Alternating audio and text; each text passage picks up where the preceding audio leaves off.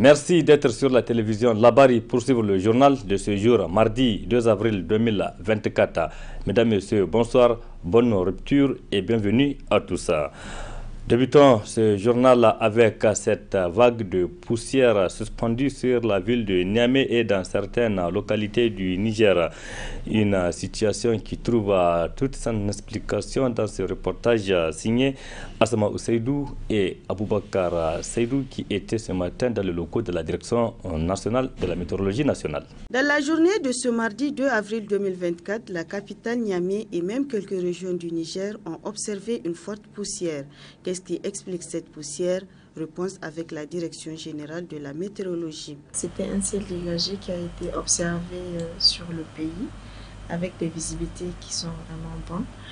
Et tout à coup, vers 9h, on observe un renforcement des vents en surface qui a occasionné une réduction de la visibilité sur les régions de Tillabéri, Niamey, comme on peut le voir sur cette image ici. Donc, cette poussière est due vraiment à un renforcement des vents qui est localisé. En prévision pour cette poussière-là, elle va persister jusqu'à cet après-midi avec une amélioration progressive des visibilités. Néanmoins, demain, on peut observer une légère poussière en suspension, toujours sur les régions de Tillabéri, Niamey, un peu nord Tawa. Sur le reste du pays, c'est une légère couverture nuageuse qui est prévue. Cette poussière est également accompagnée d'une forte chaleur selon la météo. Depuis le jeudi passé, on fait face à une hausse des températures vraiment sur le pays.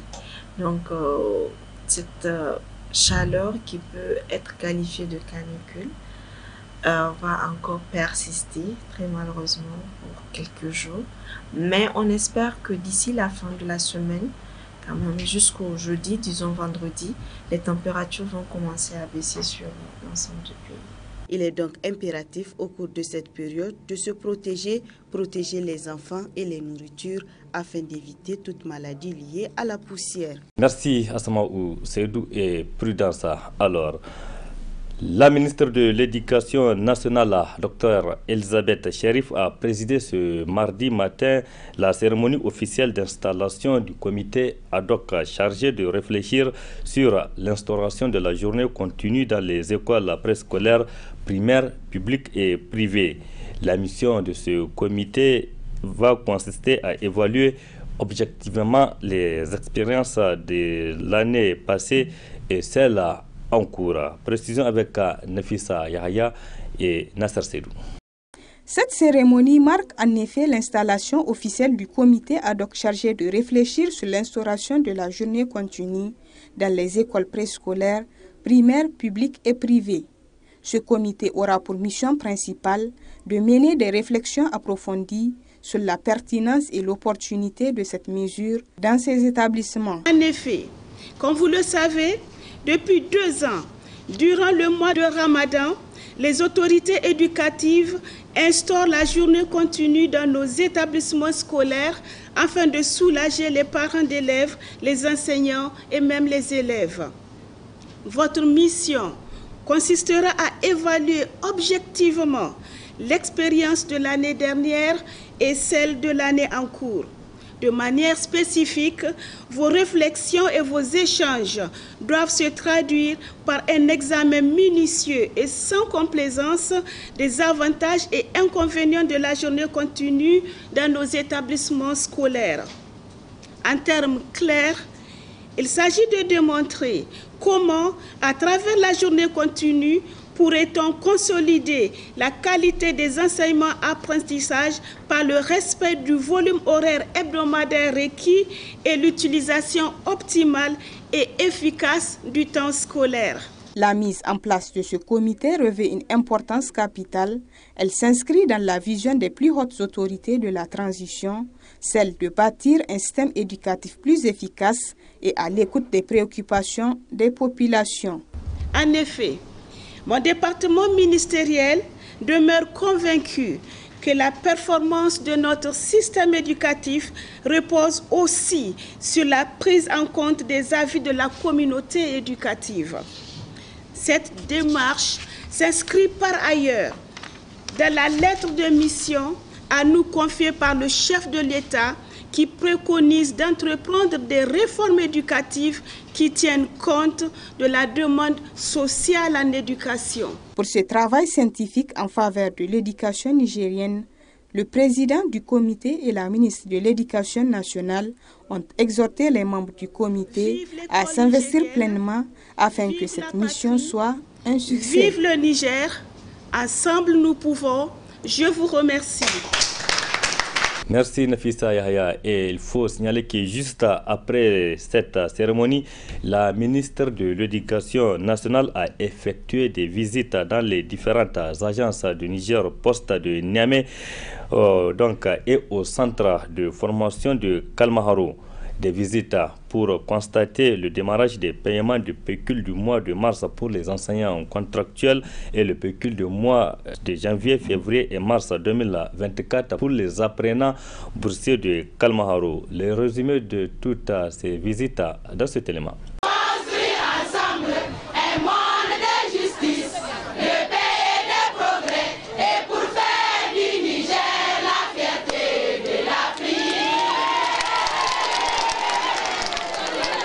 C'est avec l'hymne national, l'honneur de la patrie, que les enseignants contractuels ont accueilli chaleureusement la ministre de l'Éducation nationale, de l'alphabétisation, de l'enseignement professionnel et de la promotion des langues nationales et son staff au niveau du siège national de Niger Post. Objectif de ce déplacement de la ministre Dr Elisabeth Chérif est de constater de visu l'opération de paiement des pécules des enseignants contractuels qui a débuté ce 2 avril 2024. Au niveau de toutes les agences de Niger Post de la capitale, à savoir agence Gadafawa du quartier Yantala, agence Balafon et au siège, tout se passe sans problème à la grande satisfaction des enseignants, mais aussi des syndicats. La ministre de l'Éducation nationale se réjouit également. Ce genre de visite, je dois dire qu'elles font partie des instructions données par le chef de l'État, qui nous demande d'être au contact du terrain. Parce que pour changer la réalité, il faut être au contact direct de la réalité. Il faut être sur le terrain et être à l'écoute des principaux concernés.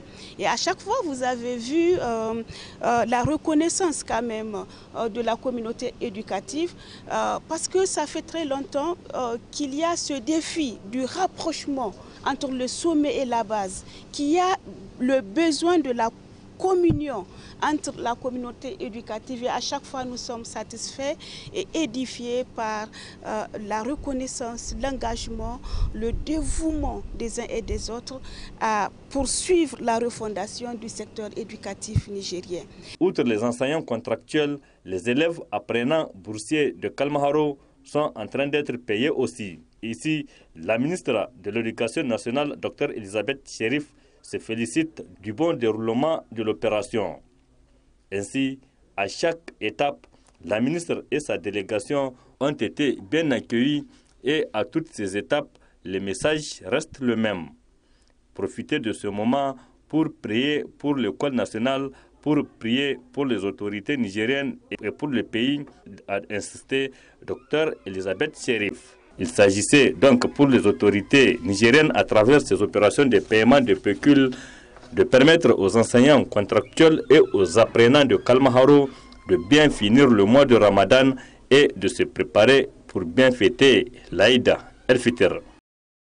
Autre aspect de cette édition, la coordination des agences de pèlerinage pour le Hajj et la Oumara Finacho et Kozapel a convoyé ce mardi 2 avril 2024 la troisième vague de pèlerins pour la Oumara Ramadan 2024. Ils sont au total 130 pèlerins à être transportés par l'avion Fly Oya en direction de Médine. N'est-ce pas, Adam Ousmane? Il s'agit là de plus d'une centaine de candidats à la Umrah Ramadan 2024 au titre des agences membres de la FENASO et COSAPEL, confortablement installés à bord de cet appareil ultramoderne de Fly Oya, s'apprêtant à prendre les airs. Un vol dernier du genre qui marque le respect de l'engagement pris par la compagnie libyenne, dont se réjouissent d'ailleurs les chefs d'agence, soulignant que c'est une première dans l'organisation du Hajj et la Umrah au Niger. Fly Oya, c'est une nouvelle compagnie qui vient d'opérer au Niger cette année. Vous n'êtes pas seul de savoir que cette année, l'édition 2024, on a eu des problèmes de visa. Beaucoup ont raté leur vol. Certains ont même perdu leur billet d'avion. Grâce à la compagnie Oya, on a pu effectuer 3 vols Niamey-Médine direct. Un premier vol le 26, le second vol c'était le 29, le troisième vol c'était ce matin à 5h45. L'avion a décollé à moitié plein. L'avion a décollé ici et à Niamey à moitié plein sur Médine. Vraiment, nous félicitons la compagnie Fly Oya pour leur professionnalisme, le respect de leur engagement, le planning de vol et surtout le service à bord qui est de qualité. Présent en terre saoudienne, le président de la coordination n'a pas manqué de témoigner toute sa gratitude pour la réussite de ce partenariat. Nous avons pu réaliser 3 vols charter avec Fly Oya, dont un vol de ramassage après presque la moitié de l'avion. Et nous tenons à remercier les responsables de Fly Oya. Nous remercions également notre tutelle qui est le Kourou en sa tête Ben Salah. Nous remercions également les facilitateurs qui est la banque Bézik.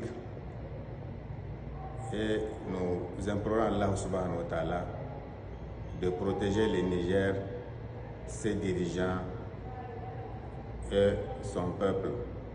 Nous demandons aux pèlerins de faire la même chose, d'implorer Allah subhanahu wa ta'ala pour que la sécurité, la prospérité descendent sur le Niger.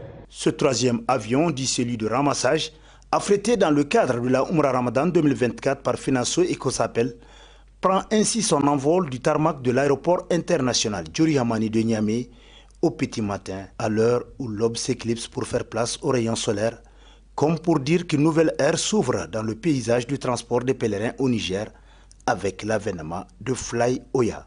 Rendons-nous à présent dans le département de Terrasse et dans la région de Tillabéri où une délégation des ressortissants de ce département résidant ici à Niamey s'est rendue le week-end dernier pour présenter ses condoléances aux autorités préfectorales suite à la mort d'une vingtaine de soldats sur le front, précisément à Bankilare au cours d'une attaque terroriste. Le résumé avec Adam Soumana sur les images amateurs. Témoigner de leur gratitude et compassion à l'endroit des vaillantes forces de défense et de sécurité œuvrant pour la paix et la quiétude sociale dans les zones affectées par les attaques terroristes, c'est l'objectif assigné à la présente mission de l'ensemble des ressortissants du département Terra entier, n'est-ce pas, la chefferie, les cadres, tous les cadres qui sont à Niamey, les comités ad hoc du bureau, c'est eux tous qui sont réunis pour dire qu'il faut que nous allons présenter nos condoléances vraiment à nos braves responsables qui assurent notre sécurité. Et c'est ça la raison fondamentale qui justifie notre présence ici. Nous témoignons et nous souhaitons, c'est pas un souhait d'ailleurs, le ministre l'a dit, une collaboration franche entre la population civile et les FDS.